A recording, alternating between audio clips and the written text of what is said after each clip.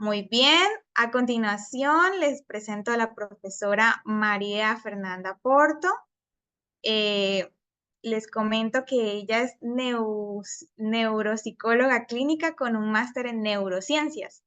Es bióloga del comportamiento candidata al grado de doctora en neurociencia cognitiva y se ha desempeñado como docente en universidades y en la actualidad es parte del equipo revisor de herramientas para evaluación de funciones ejecutivas.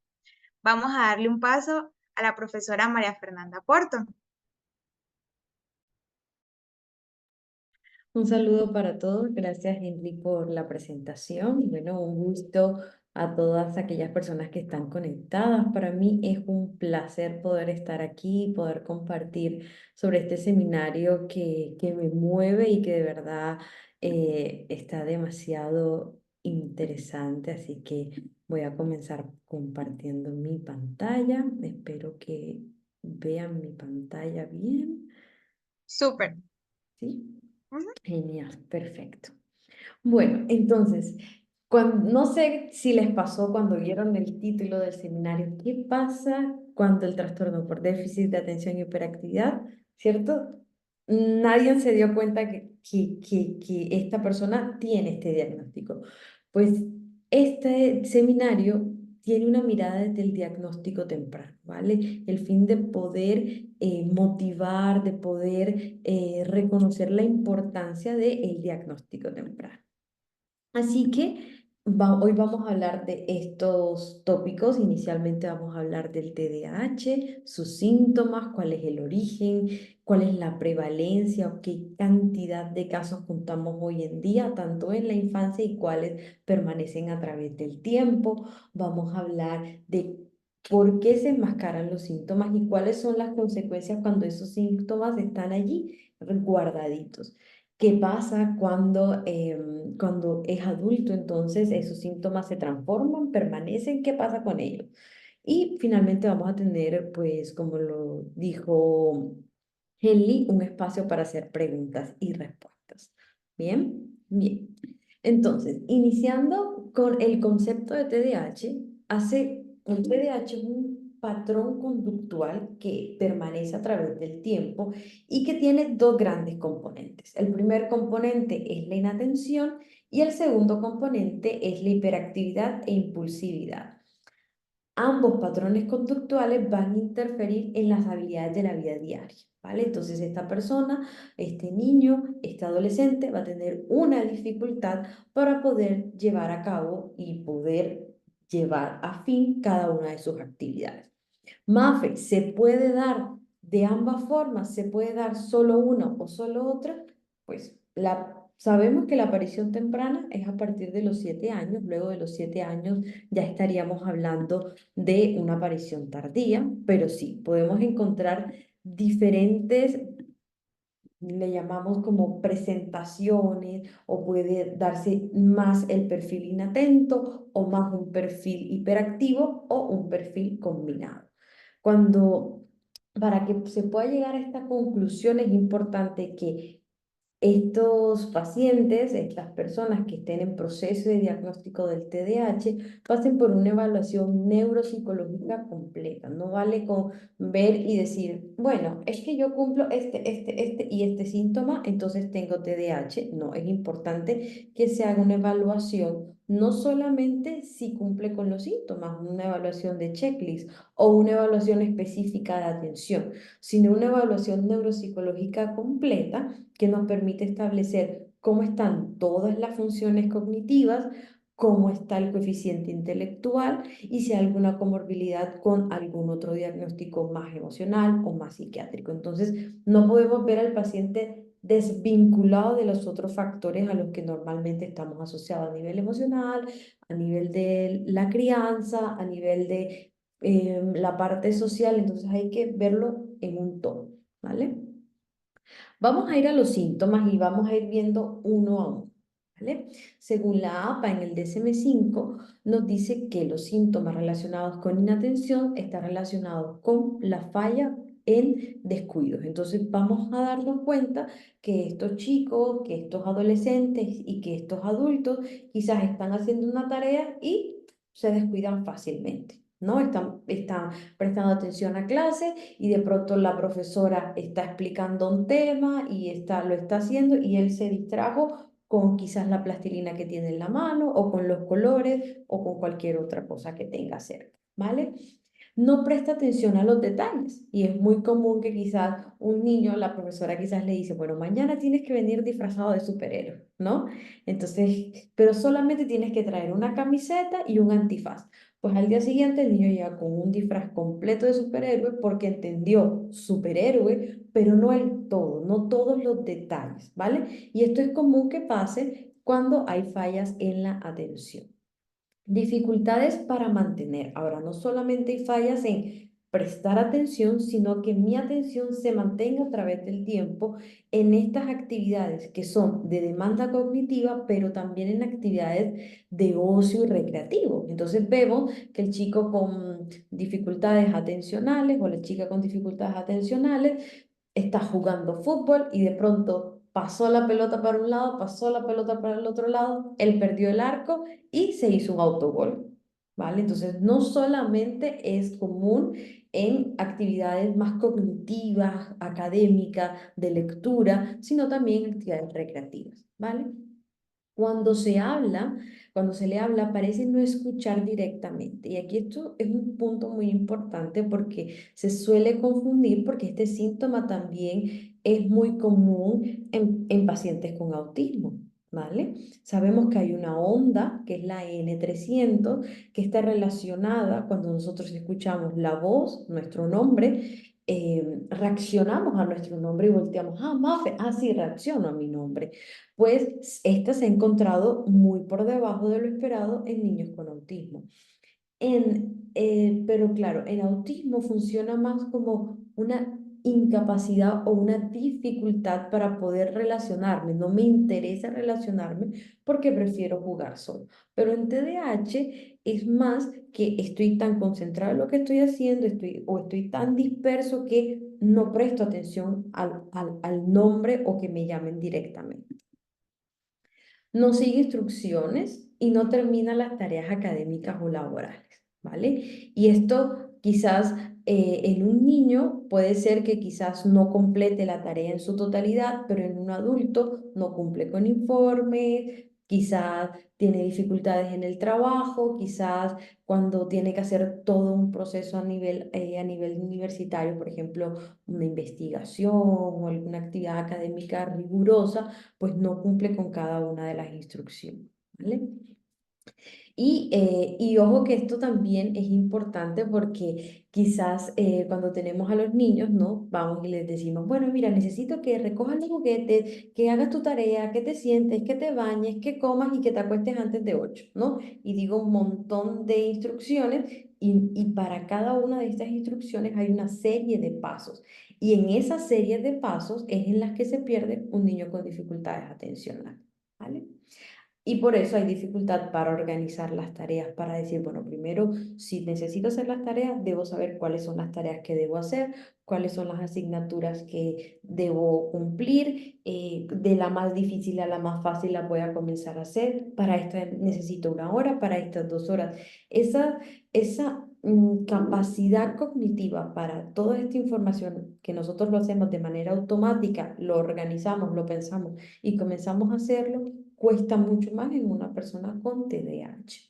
Hay baja tolerancia al esfuerzo cognitivo y todos los psicólogos que están aquí me lo van a confirmar, que mientras estamos evaluando a un niño con TDAH, mientras estamos haciendo pruebas de esfuerzo cognitivo, como llámese un Stroop, como llámese un Wisconsin, que son pruebas para evaluar aspectos cognitivos, pero que son de mucha demanda, el paciente puede decir, ¿y será que puedo ir al baño? Es que tengo hambre, es que ya estoy cansado, ¿no? Y esto no es que está evadiendo, simplemente que hay demasiada demanda cognitiva y cuesta prestar atención y mantener esa atención durante el tiempo de la evaluación. pierde cosas innecesarias. Entonces pierde el lápiz, pierde el bolígrafo, el borrador, la cartuchera, o si es adulto, pierde el paraguas, pierde las llaves de la casa, ¿vale? Se distrae con facilidad ante los estímulos externos y el famoso comentario de se distrae hasta con una voz, ¿vale?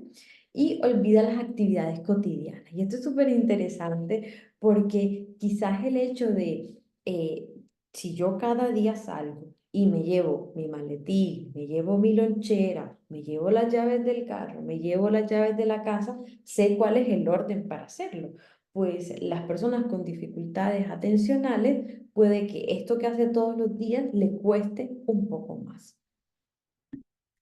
A nivel de hiperactividad e impulsividad, que veíamos que eran como estos dos grandes focos del TDAH, vamos a ver los síntomas que están más relacionados con esta desregularización o desregulación de la conducta, donde vemos que cuando sobre todo son niños, juguetea, golpea las manos, los pies y se retuerce en el asiento. Vemos que es este niño que se levanta 3 veces, que se mete debajo de la mesa, que se sube a la mesa, que le cuesta estar sentado durante un largo tiempo. Y aquí hago un paréntesis y claro, si vamos a tener un niño de 7, 6, 8 años, no sé, 4, 5 horas sentados sin hacer absolutamente nada, esperando por una cita médica o quizás en otro contexto donde no se puede levantar, cualquiera se va a incomodar porque necesitan hacer actividad los niños por naturaleza. Entonces, esto hay que analizarlo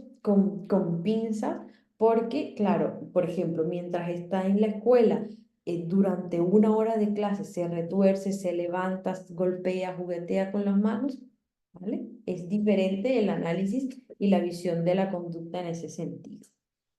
Se levanta en situaciones en las que, no, que se espera que permanezca sentado, corretea, trepa en situaciones que no resultan apropiadas, entonces mientras está en clase, mientras va a la iglesia, mientras está esperando en una cita médica. O muchos papás que llegan a consulta también preocupados y ansiosos. Es que cuando yo llevo a mi niño al parque, él no para. Normal, cualquier niño no para porque está en un contexto para hacerlo, pero mientras está en el colegio también pasa. Esto es lo que deberíamos analizar. Es incapaz de jugar o ocuparse tranquilamente en actividades recreativas. ¿Por qué? Porque hacen el famoso switching, cambian de una actividad a otra actividad y puede parecer como multitasking, pero no están prestando atención a nada de lo que están haciendo. ¿Vale? Y esto en consulta, sobre todo cuando estamos en las primeras fases de entrevista, observación, donde quizás podemos jugar con el paciente, cuando es un niño, ¿cierto? Pequeño, podemos ver que cambia de juguete fácilmente porque no comprendió quizás las instrucciones, porque se aburrió del juguete, porque simplemente quiere pasar a otro y porque está viendo tantos estímulos enfrente que quiere pasar, ¿vale? Bien. ¿Qué más con respecto a la hiperactividad? Vale. Con frecuencia está ocupado o actuando como si lo impulsara un motor. Y esto es muy común en adultos con TDAH, ¿vale? Mientras un adulto, y vuelvo a la diapositiva anterior, mientras un adulto no se va a trepar, no va a corretear, porque hay una norma que ya está aprendida, hay un lóbulo prefrontal que ya está maduro. En adultos quizás podemos ver que son personas impulsivas al hablar, que les cuesta poder poner un límite o que interrumpen al otro mientras está hablando. Y lo que sí es muy común en adultos es que no saben decir que no, ¿no? No colocan límites y siempre están ocupados y llenos de cosas y siempre hay un motor que los impulsa y van a millón, ¿no? Hablan excesivamente, responden inesperadamente antes que se le haya concluido la pregunta, antes que tú termines de contarle la historia, ese amigo siempre te interrumpe, ah, bueno, y esto es por esto y por esto y por esto, ¿vale? Es difícil esperar turno, quizás en un niño lo vemos mientras está esperando la fila para que le toque patear el balón, pero quizás en adulto es la fila en un banco. Interrumpe y se inmiscuye con otro, ¿vale? Como les decía anteriormente, es muy importante que todos estos síntomas sean contrastados a la luz de la evaluación neuropsicológica que también sea mirado a nivel interdisciplinar con neurología, que se haga una electroencefalografía, que se hagan exámenes de sangre, que se evalúe cómo es la crianza, en qué contexto está viviendo, a nivel emocional cómo está. Es decir, hay que ver a ese paciente en su todo, ¿vale? No simplemente ver los síntomas de manera desarticulada. Entonces, vale. Ahora, para que se pueda dar el diagnóstico de TDAH, se deben cumplir al menos de los 6 síntomas, sea de inatención, sea de hiperactividad, y se deben dar en diferentes ambientes, al menos en 2 o más ambientes. Es decir, se ve en la casa, se ve en la escuela, ¿vale? Ahora, no podemos esperar que este niño, por ejemplo, esté viviendo una situación de un nuevo hermanito que esté generando más oposición frente a aquí estoy y se me ha desplazado un poco, no que sea hostilidad, no que sea porque el chico no comprende las tareas, porque quizás hay una discapacidad intelectual, o quizás están en el límite, lo que nosotros en neuropsicología llamamos borderline, que son personas que no están con discapacidad intelectual, pero que tampoco están dentro del promedio. Es decir, es como un límite que son niños con un aprendizaje más lento y personas con un aprendizaje más lento. Entonces, siempre estos síntomas a la luz de la neuropsicología. Si quieren saber cómo evaluarlos y cómo tener pruebas objetivas que te permitan llegar a una conclusión, tienen que hacer el curso para poder tener claridad de cuáles son los instrumentos. ¿Vale? Ahora, cuando hablamos de biología, generalmente nos referimos al origen. ¿De dónde viene el TDAH? Bueno, realmente no hay un origen común. No es como, por ejemplo, el síndrome de Down, que sabemos que hay un gen que está afectado y que esto genera el diagnóstico, y que todas las personas que tengan una alteración, una trisomía en el gen 21, esta persona va a generar un síndrome de Down. No es tan así. Realmente hace parte del grupo de patologías que en neuropsicología llamamos multietiológicas, es decir, que tienen muchos orígenes, tienen tanto influencia genética como influencia ambiental, ¿vale? Pero lo que sí sabemos hoy en día es que en gemelos monocigotos son más comunes que en disigóticos, lo que conocemos como gemelos y mellos, ¿vale? Entonces es más común en gemelos que en mellos. Es más común en niños que vienen en un mismo saco amniótico que en niños que vienen en sacos independientes, que es lo que conocemos como mellos, ¿vale? Ahora, Mafe, ¿existen muchos casos? Sí, cada día y con el paso del tiempo hay un incremento importante en la prevalencia de TDAH en este estudio en el 2021, que es un estudio súper interesante. Al final de este seminario le estarán compartiendo la presentación y algunos papers que he utilizado para la presentación para que ustedes los puedan leer directamente si así les interesa. Y pues sí, entonces a nivel mundial se ha encontrado el 5% de la población de niños y adolescentes tienen un diagnóstico de TDAH, de los cuales casi el 3% permanece en la adultez. Y estamos hablando de 366 millones de adultos en el 2020 diagnosticados y afectados con el TDAH. Y este estudio es súper interesante porque, si se dan cuenta, esto es lo que se llama como que está el diagnóstico, o ellos lo tipifican de esta forma: está presente, pero no hay síntomas. Entonces, cuando sucede esto, ven que la curva a través de los años desciende. Pero cuando está presente y hay síntomas, esta curva está más presente. Es decir, que así se tenga 85 años, hay presencia de síntomas. También lo podemos ver de esta forma. Mire cómo pueden ver estos que son los que persisten, es decir, que persiste el diagnóstico, y estos son los que son sintomáticos, es decir, que los síntomas sí aparecen y nunca se pierden a través de los años. Miren que quizás vemos aquí población de más de 60 años con un 40 bueno, con un 4,51% que permanecen los síntomas, en comparación con un menos del 1% cuando se diagnosticó, pero no hay síntomas, es decir, hay una evolución. Incluso al final del paper hay una discusión y se dice que quizás estos que están en verde son pacientes que fueron diagnosticados a tiempo e intervenidos a tiempo. ¿Vale? Y que aprendieron a manejar sus síntomas y aunque permanece el diagnóstico, los síntomas son controlados. En cambio, estos pacientes no tuvieron intervención y no tuvieron un diagnóstico a tiempo. Entonces, es un paper muy interesante porque hace una recopilación de todas las prevalencias a nivel mundial. Es un estudio metaanalítico y vale la pena leerlo. Vale. Entonces, teniendo en cuenta este estudio, desaparecen los síntomas más cuando si yo cuando era niño presentaba síntomas, yo me levantaba mucho, yo me distraía, perdía muchas asignaturas. Estos síntomas ya se acabaron porque eso solamente es en la escuela. Les cuento, no se va. ¿Y qué pasa? Cuando no hay un diagnóstico a tiempo, y cuando no se hace un tratamiento y una intervención, las personas, como con el fin de no ser juzgadas, de no ser señaladas, de no experimentar bullying, comienzan a enmascarar los síntomas, ¿vale? Entonces, claro, por un mal proceso de diagnóstico, porque no se hizo una evaluación completa y no se sabe y me distraigo fácil, olvido la llave, pierdo mis cosas, tengo dificultades para planear y organizar.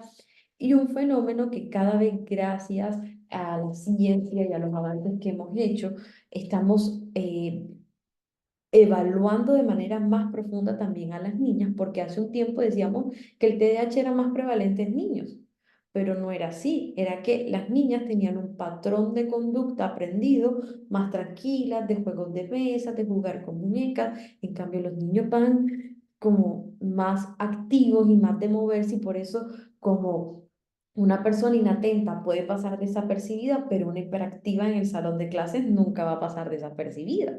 Entonces, esto pasaba mucho con las niñas, gracias a todos los avances, esto sí que ha cambiado un montón, porque claro, aprenden conductas y se mantienen tranquilitas, pero por dentro no están prestando atención a nada.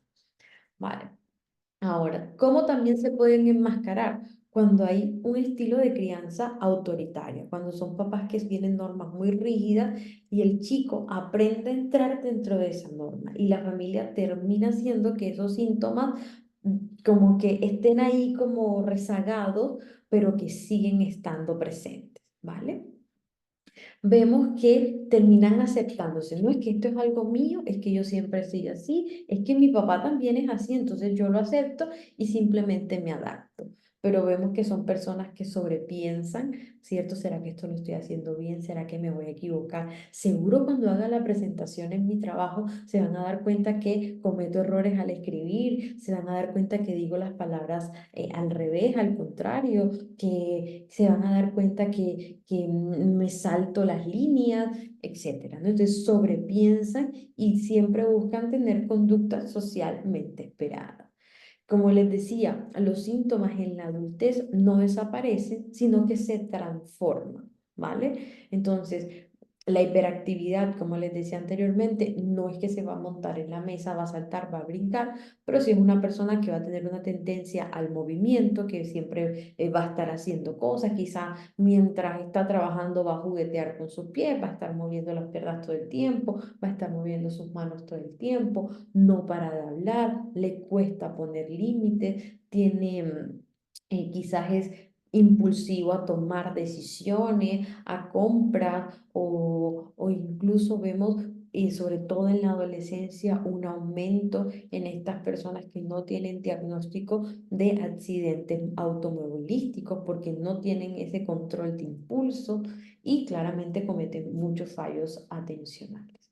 A nivel del aprendizaje, claro, cuando hay una falla atencional, yo no puedo mantener mi concentración durante un tiempo, sobre todo en actividades que requieran mucho esfuerzo cognitivo, mucha atención.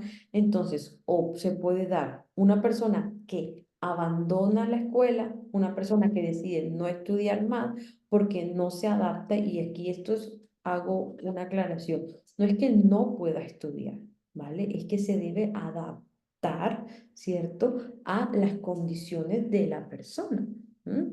Y yo tengo muchos casos de éxito de pacientes que quizás no estudian derecho, pero estudian una carrera técnica o que estudian quizás una carrera más de medios audiovisuales que le permiten poder estudiar, le permiten poder desarrollarse y le permiten hacer lo que le gusta, ¿vale? Entonces, se puede dar o la deserción o un orden obsesivo y un perfeccionismo con el fin de poder cumplir y que todo se haga correctamente porque ya sé per se que cometo muchos errores, ¿vale? Y esto claramente puede ser abrumador y puede aparecer la procrastinación. Entonces, mañana lo hago otro día y se postergan las actividades. Y a nivel social, como todo el tiempo están interrumpiendo, como todo el tiempo hablan demasiado, estas personas muchas veces pueden ser rechazadas y lo que hacen es copiar conductas a nivel social para ser aceptados. Vale. Mafe, hay consecuencias, claramente hay consecuencias si no hay un diagnóstico a tiempo, ¿vale? A nivel familiar vemos que hay una dificultad en la dinámica, papás que no están de acuerdo, quizás un adolescente que tiene dificultades para dejar el hogar, surgen conflictos entre los padres y claramente el hecho de todo el tiempo no saber qué pasa con el niño, qué pasa con la niña, no sabemos qué está pasando y salta todo el tiempo y no presta atención y se quejan en la escuela y no, los amiguitos no quieren jugar con él, es un caos en torno a esa persona. A nivel social es molesto, genera rechazo, surgen conflictos entre pares y entre hermanos claro, por no ser comprendido. Hay una baja adaptación a la norma, entonces claramente si, por ejemplo, a nivel laboral hay unas especificaciones para hacer ciertas actividades, para desarrollarse de ciertas maneras, le va a costar adaptarse a esa norma, aparecen mentiras y muchas discusiones. A nivel académico y laboral, claramente van a haber dificultades de aprendizaje por las fallas atencionales, fallas en la comprensión lectora, problemas de memoria, no sigue el ritmo de aprendizaje, hay fracasos y deserción escolar. Aquí el punto no es decir, estas son las consecuencias cuando no se diagnostica a tiempo, pero cuando se diagnostica a tiempo, esto van a ser fortalezas, porque se va a controlar todas estas variables y vamos a ayudar a que ese niño sea un caso de éxito en el futuro. ¿Vale? Que no sea rechazado, que se pueda adaptar a la escuela, que se pueda adaptar a nivel laboral, que pueda mejorar la relación en la familia, que la familia comprenda qué es el diagnóstico, qué es lo que pasa, porque yo a mi hijo no le puedo decir desde la cocina las 10 cosas que tiene que hacer, sino que me tengo que sentar con él, hablarle directamente y decirle, vas a recoger los juguetes. Y cuando recoja los juguetes, le digo, ahora vas a hacer la tarea. Y cuando haga la tarea, me siento nuevamente con él y le digo, ahora vas a bañarte.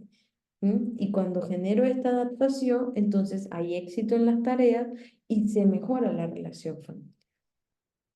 Otra consecuencia del enmascaramiento, y para mí es una de lo más difícil y lo que también hoy en día entre adolescentes y adultos jóvenes entre 17 y 25 años está llegando últimamente mucho a consulta, con muchas adicciones, muchos trastornos emocionales, ansiedad, depresión, estrés, trastornos, incluso trastornos psicóticos, trastorno bipolar.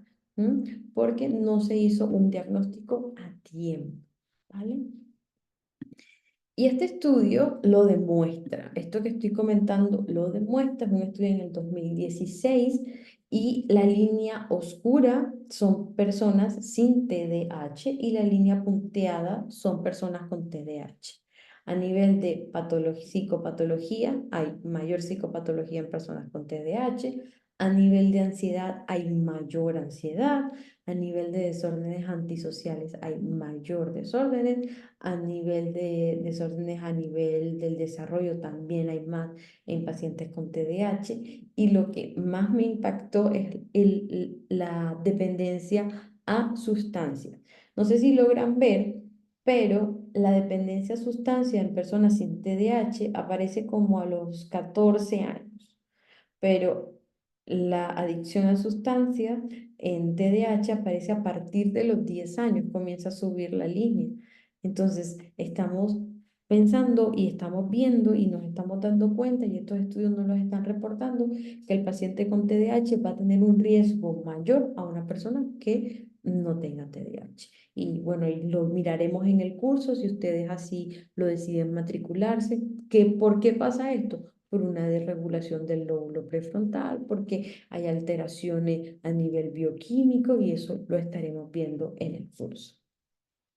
Entonces, a nivel de trastorno de ánimo, podemos ver ansiedad, ataques de pánico, trastorno de depresión, trastornos psiquiátricos y baja autoestima, ¿vale? A nivel en la adultez, vamos a ver que a nivel de relaciones de pareja hay cambios de pareja todo el tiempo y les cuesta mucho permanecer a través del tiempo con la pareja y también con relaciones de amistad. El sueño usualmente está alterado también. A nivel académico, en la adultez vamos a ver que hay un cambio de carrera, que inician una carrera, no la terminan, se pasan a otra y así sucesivamente. No cumple con los horarios, no sigue normas o instrucciones, se sobrecarga porque no sabe colocar límites y tiene muy poca disciplina. Toma decisiones sin evaluar la consecuencia y ahí pueden surgir los accidentes automovilísticos, pueden aparecer como en la parte de adicción, les comento el tema de la adicción a la comida, a las compras, a sustancias, y sí que hay varios estudios que reportan como la medicación para TDAH en la infancia, si no hay un buen manejo, también puede generar un riesgo a adicción en la adultez. A nivel cognitivo hay fallos en la memoria, en las funciones ejecutivas, en la organización, en la concentración y hay dificultades en la toma de decisión. Y esto es importante y siempre con una compañera nos reíamos y decíamos, es que la solución para los TDAH es que tengan un lóbulo frontal externo. Y claro que sí, es importante que se tenga una persona externa que te ayude a decir, ojo con lo que estás haciendo, mira, vamos a sentarnos y vamos a organizar las finanzas, qué debes pagar, qué debo pagar, cómo lo vamos a hacer, cómo nos vamos a organizar, ¿no? Y esto es importante que esté, porque quizás hay una demanda de parte externa que se busca, que se logre, que quiero que responda, que lo haga solo, pero hay una discapacidad porque hay una desregulación a nivel neuroanatómica y a nivel neurobiológico. ¿Mm? Vamos a ver impulsividad, no colocan límites y tienen dificultad como para tomar decisiones y pensar con claridad. ¿Vale? Bien. Bueno, y siguiendo con el pronóstico, este estudio que fue publicado este año recientemente nos comenta qué pasa en estos adultos que no son diagnosticados a tiempo.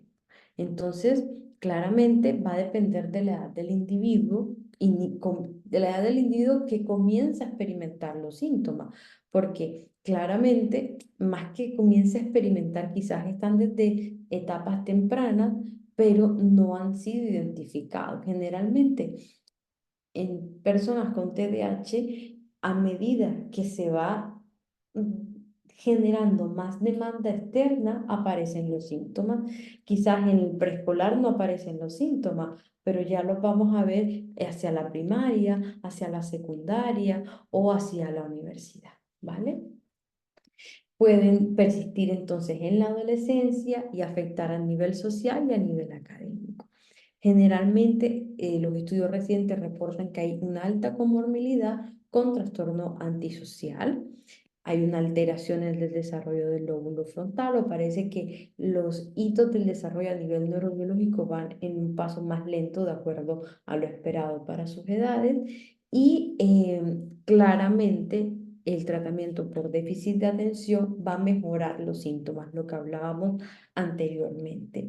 No solamente, bueno, ya lo sabrán los psicólogos, que el TDAH usualmente en la infancia aparece comórbido con otro diagnóstico muy común, que es el trastorno negativista desafiante, ¿no? Entonces, este chico que salta, brinca, se mueve, se tira, se mete debajo de la mesa, pero al mismo tiempo, ¿cierto? Es desafiante con respecto a las preguntas que hace. Yo recuerdo mucho una paciente que estábamos en proceso de evaluación y ella se metía debajo de la mesa, se levantaba y se sentaba en la silla y en un momento me dijo, porque claro, en la primera parte de la evaluación, cuando hicimos prueba de inteligencia, sacó un coeficiente intelectual alto.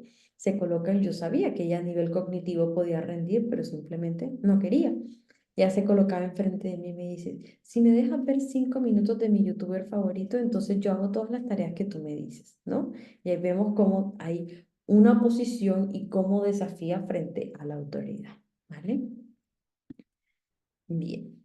Bueno, entonces, ¿qué se pueden llevar hoy después de esta conversación, después de estar conversando sobre el TDAH? Claramente, un TDAH que no se ha tratado va a generar una alteración en las actividades de la vida diaria persistente y generalmente consecuencias, accidentes automovilísticos lo veíamos, adicciones, un fracaso escolar, un fracaso laboral, ¿cierto? Dificultades en relacionarse con las parejas. Claramente son consecuencias que a nivel emocional nos afectan un montón y claramente puede generar incapacidad laboral a largo plazo, lo que decíamos accidentes automovilísticos y mayor consumo de sustancias. Entonces, ¿qué es importante? El diagnóstico temprano es fundamental y por esto hemos creado este curso para tener herramientas que sean cuantitativas, que sean validadas, que sean útiles, que sean específicas y que sean sensibles para el diagnóstico temprano, ¿vale? En un segundo momento, es importante tener una formación en evaluación neuropsicológica para poder llegar a un diagnóstico, porque tal cual como lo dice el DSM-5, esto no lo podemos diagnosticar simplemente con un checklist de si presenta síntomas o no, sino que requiere una evaluación profunda, ¿vale? Poder seguir estos pacientes a través del tiempo cuando sean jóvenes y cuando sean adultos, ¿sí? Y sobre todo si es adulto, siempre se sugiere que tenga una interconsulta con psiquiatría y con psicología. Y otro aspecto fundamental que hoy pueden llevarse a casa es la psicoeducación, la importancia de socializar cómo funciona este diagnóstico con los papás, con la pareja, con la persona adulta joven, para que conozca sobre el diagnóstico y sepa qué hacer y a qué enfrentarse. Porque claro, y lo saben los psicólogos que están aquí, que cuando hay un diagnóstico a la familia, toda la familia está involucrada en el diagnóstico. No saben qué hacer, cómo direccionar, cómo trabajar. Entonces es muy importante hacer psicoeducación y a veces es algo tan sencillo, pero que lo dejamos de lado. Y claramente el tratamiento cognitivo, conductual, y si hay comorbilidad con algún trastorno emocional, el tratamiento psicológico, cognitivo-conductual o el enfoque que se quiera trabajar va a mejorar la aparición de los síntomas y a poder mejorar también todo el tema de la autorregulación de la conducta. Este es el curso que estamos proponiendo. Son 4 días. El primer módulo es sobre la conceptualización. Vamos a hablar de neurobiología, de neurofisiología. Hay unas teorías súper interesantes que están apareciendo sobre el funcionamiento del lóbulo prefrontal, ¿sí? Y que ayuda a comprender cómo funciona el TDAH y lo vamos a estar hablando como hoy en día a través de estudios más avanzados a nivel de neurociencia cognitiva podemos llegar a un mejor diagnóstico, estudios quizás con electroencefalografía, con resonancia por emisión de positrones, de acuerdo a la necesidad de cada paciente, ¿vale? Vamos a ver cuáles son los avances científicos actuales.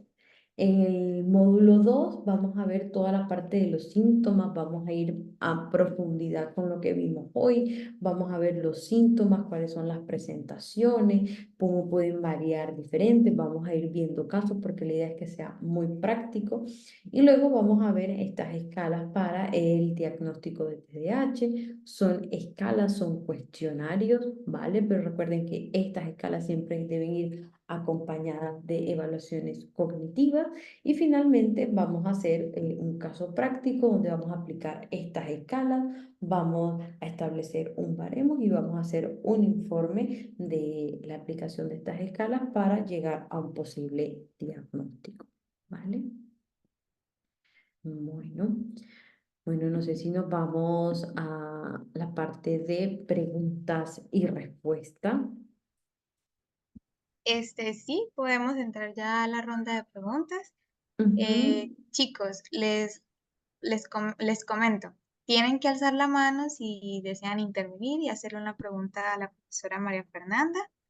Eh, el tiempo nos da para también ir viendo el chat e ir respondiendo. Entonces, antes de darle la palabra a Giselle, aquí, profe, nos preguntan en el chat que, así como el autismo, ¿es el TDAH una condición permanente en la vida de las personas que han sido diagnosticadas? Así como el autismo, el TDAH es permanente en las personas. Esa es la pregunta. ¿Sí? Dice que si, Ujú. así como el autismo, ¿es el TDAH una condición permanente en la vida de las personas? Sí, es una condición, tal cual como lo dice la persona, es una condición que permanece, que con tratamiento los síntomas se pueden atenuar, que con tratamiento hay una mejor adaptación al ambiente y una mejor adaptación a nivel escolar, a nivel familiar, pero sí es una condición que permanece. Vimos que los síntomas no cambian, es decir, no se eliminan, no se borran del adulto, sino que se transforman, van cambiando de acuerdo a la edad y a las pautas externas que se van dando. Aquí hay otra pregunta, dice que aquellos, aquellos que se refieren al tratamiento del TDAH mejoran los síntomas del trastorno negativista desafiante. No comprendo la pregunta, a ver. ¿Está en el chat? Sí, A ver. ¿A qué se refiere que el tratamiento del TDAH mejora los síntomas? Claro. El TDAH usualmente va acompañado del trastorno negativista desafiante, ¿vale? Usualmente, no siempre, pero hay una posibilidad de que sean trastornos comórbidos. Entonces, si se trabaja de manera conjunta el TDAH y el trastorno negativista desafiante, claramente vamos a ver una mejor adaptación de ese paciente a la escuela, al trabajo o a cualquier ambiente. Entonces, por eso, un tratamiento mejora el otro. Si yo mejoro un chico que está desafiando todo el tiempo las instrucciones que yo le estoy dando a través de tratamiento cognitivo-conductual, quizás este chico va a lograr tener 30, 40 minutos de atención sostenida. sí. Bueno, aquí preguntan cómo se puede tratar a un autista que también tiene TDAH.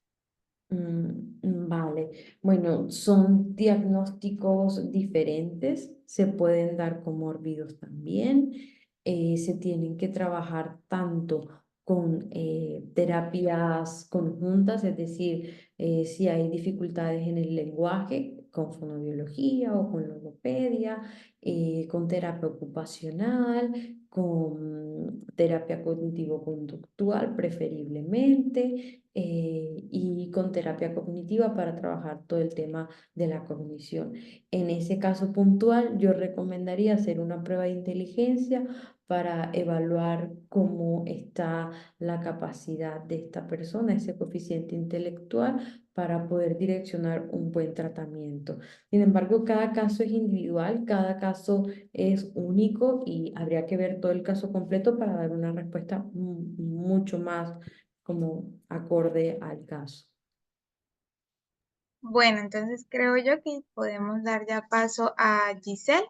Entonces voy a darle permiso al micrófono. Ujú, Hola, quería consultarte pensando que hay muy pocas pruebas en escalas psicológicas en Chile que tengan baremos, que estén nacionalizados, digamos, que se hayan hecho las baremaciones acá. Cómo, no sé, qué estás recomendando tú en cuanto a instrumentos de evaluación o cómo salvas ese problema? ujú. Sí, recientemente, no sé si conocen, pero Juan Carlos Arango y un equipo súper grande hizo estudio de baremación de pruebas en muchos países de Latinoamérica, incluyendo Chile. Entonces, si ustedes buscan baremación de pruebas neuropsicológicas en Latinoamérica, van a encontrar todos los papers y los papers arrojan las baremaciones para cada una de las pruebas. Entonces, ya tenemos muchos baremos para muchas pruebas, no para todas las pruebas, pero para una gran mayoría. Eso por un lado. Por el otro lado, las escalas que van a estar dentro del curso son escalas que están validadas y vamos a usar baremos chilenos, ¿vale? Y un tercer punto es motivar entonces a estudiantes de grado, estudiantes de maestría, estudiantes de doctorado a generar baremos para las pruebas que sean más útiles, que sean más sensibles. Y una última cosa, espera, Giselle, una última cosa también sería el tema de las tareas. Hoy en día, y lo comentaremos, lo podríamos comentar en el curso, las tareas experimentales. Si bien las tareas experimentales no tienen una baremación específica, te da como especie de puntajes cuantitativos que te permite establecer cómo rinde esa persona. Y cada vez hay más tareas que están digitalizadas y que están gratuitas. Entonces, esta podría ser otra herramienta que podemos utilizar cuando una prueba neuropsicológica no tenemos un baremo oficial para tener un acercamiento a ver cómo está esa función cognitiva.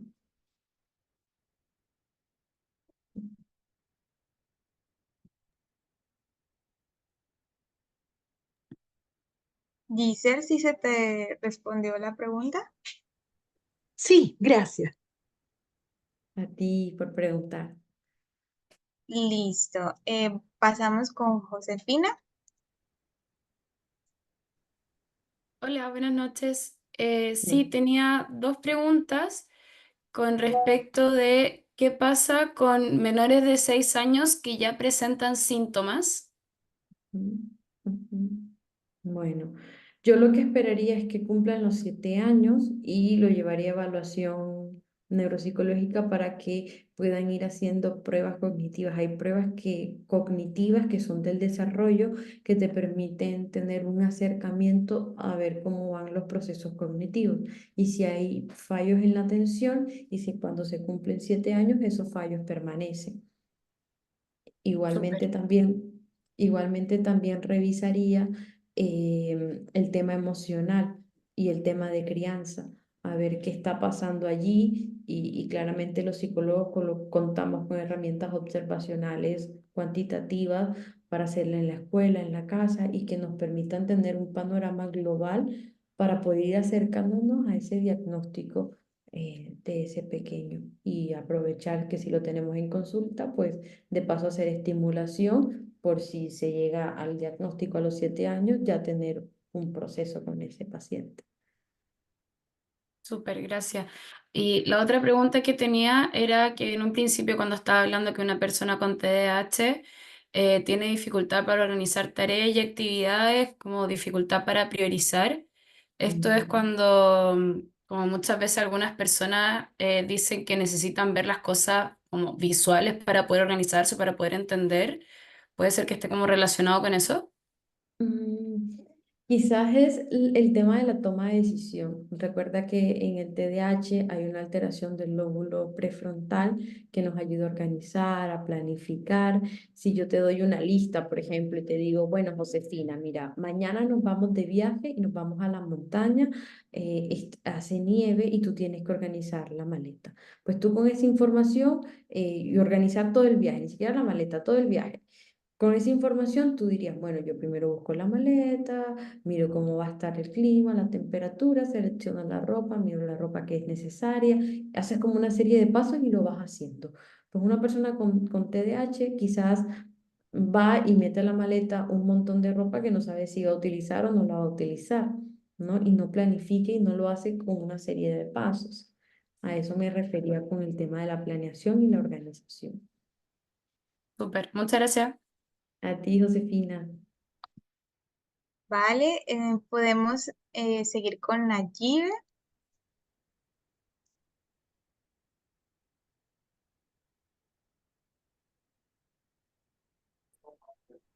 Aló, ¿me escuchas? Sí, Perfecto. Aló.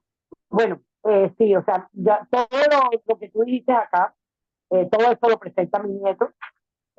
Yo lo tengo a cargo a él, el niño que fue diagnosticado con TDAH desde edad de 5 años, pero de los 5 a los 11 años fue descuidado por parte de su mamá y ahora tiene pues los síntomas de él ya son más agresivos, ya él inclusive se le hizo prueba cognitiva, se le hizo la prueba de neuropsicológica y bueno, de todas maneras él es un paciente que tiene TDAH, hiperactividad y trastorno y su capacidad de inteligencia es poca. Tengo problemas, lo que tú decías ahorita con él en la parte del estudio. Yo sé que por mi falta de conocimiento, que eso nos pasa a muchos, y por lo menos en el caso mío, que no estaba acostumbrada a eso, yo lo puse en un colegio normal, y en el colegio normal, pues lógicamente no le ha ido bien. Acá en Colombia, porque sé que tú estás en otro lado, acá aplican algo que se llama PIAR, no he logrado que le coloquen esa parte, ya él está medicado porque él a veces se siente frustrado, porque no, o sea, en su entorno no encuentra amistades, la gente no es igual a él, no le responde, tú a veces hablas con él y él te responde una cosa totalmente diferente. No, eso es tenaz. Y te cuento que a veces, por lo menos ayer llegaron como 5 compañeritos, porque él se lleva 3 veces por semana terapia. Ujú. Él lo lleva a terapias ocupacionales, terapias de neurolingüística y terapia de psicología. Y ayer le tocaba la terapia, sí, ayer le tocaba la terapia y miércoles, mejor dicho, como 5 peladitos a ponerme quejas de él.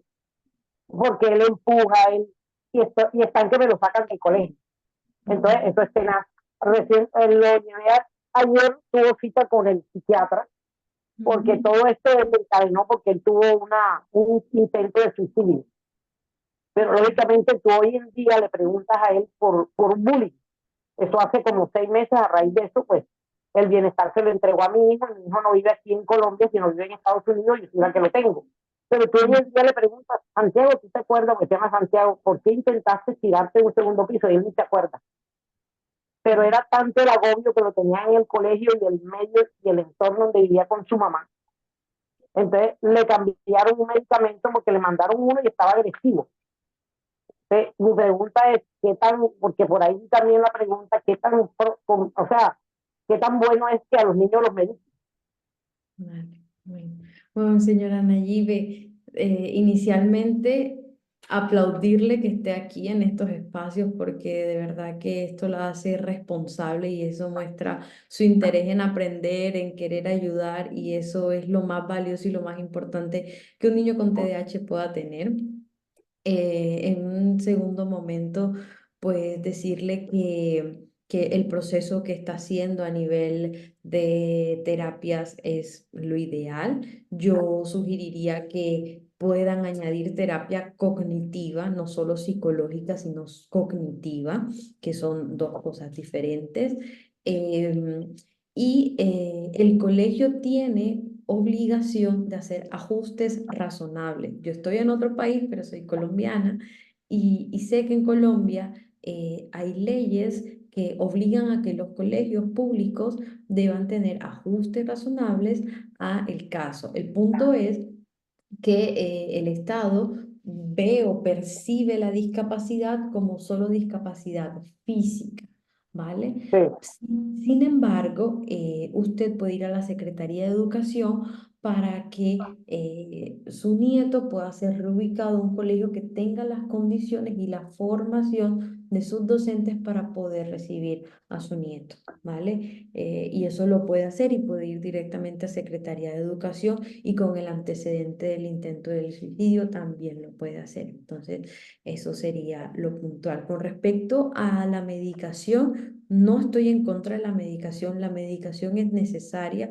pero es importante que se controle, que se regule y que se vea la cantidad y que se vaya midiendo con el psiquiatra si los síntomas van mejorando, ir bajando los miligramos de acuerdo a cada paciente. Por eso es Sí, importante el así me trabajo dijo el psiquiatra, o sea, le mandó una dosis primero porque esta es nueva, entonces me dijo, vamos a ir mirando cómo va reaccionando, porque es que está en un momento de un punto de agresividad, y yo pienso que es, como él se siente solo en el entorno, es como una gana de él de llamar la atención, porque eso es que lo veo, porque él en realidad es un niño cariñoso, él es un niño que, como que se llama, a toda hora está pidiendo cariño, porque, bueno, no está ni con la mamá ni con el papá, Mm, y sí, entonces eso también, igual.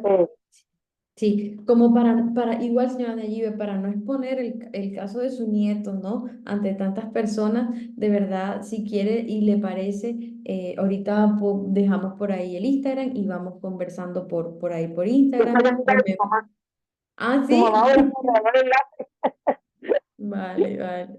me regaló el Bueno, enlace, seguido yo vale, apenas me voy y le digo, ya, enseguida me metí, porque vale, yo me bueno, había comentado, fíjate, como tú no tienes idea, porque esto es nuevo, para mí no es fácil, y sin vale, embargo te cuento que al momento que me siento frustrada, ya él no leía, ya él copia, él no vale. copiaba. Bueno, hablamos por interno, señora Nayibe, si le parece, Listo, ¿vale? listo, Vale, gracias, muy bueno, amable. bueno. Bueno, chicos, para responder ya como la última pregunta y cerrar esta ronda de preguntas, eh, voy a compartirles mientras este, esta PPT, que es sobre la información del curso de la profesora. Recuerden que este QR lo pueden leer y los llevará directo a nuestra plataforma de Adipa y podrán pues chequear más sobre el curso, y si se quieren matricular sería súper chévere. Espero que estén interesados. Ahora sí, damos la oportunidad a Valentín. Hola, sí, disculpa, tengo mal puesto mi nombre, soy Valentina. Ah, Tenía dos preguntas. Bueno, la primera tiene que ver con qué podemos hacer como para combatir un poco el sobrediagnóstico que está como súper emergente respecto al TDA hoy en día, porque si Ujú. bien existe este componente biológico, usualmente no se suelen hacer esas pruebas, como que generalmente lo hacen a través de checklists, y se entiende que esto proviene como de la urgencia desde los colegios que suelen como derivar los casos de TDA. Entonces mi pregunta es más que nada como, ¿qué sugieres tú para enfrentar eso? Mm. Valentina, muy buena pregunta. Yo creo que una del paso más importante para poder afrontar el sobrediagnóstico es la formación, y sobre todo la formación de docentes. Cada vez los diferentes ministerios de educación están intentando hacer esto para formar a los docentes en no decir ya, como se levanta 3 veces del puesto, entonces vamos a darle, vamos a mandarlo y vamos a remitirlo, ¿no? Sino para que conozcan las herramientas, conozcan los síntomas, conozcan qué pasa y evitar ese sobrediagnóstico. Otro punto también es el tema de a nivel de psicólogos, ¿cierto? De los neuropsicólogos, y poder hacer todas las evaluaciones pertinentes para poder dar el diagnóstico.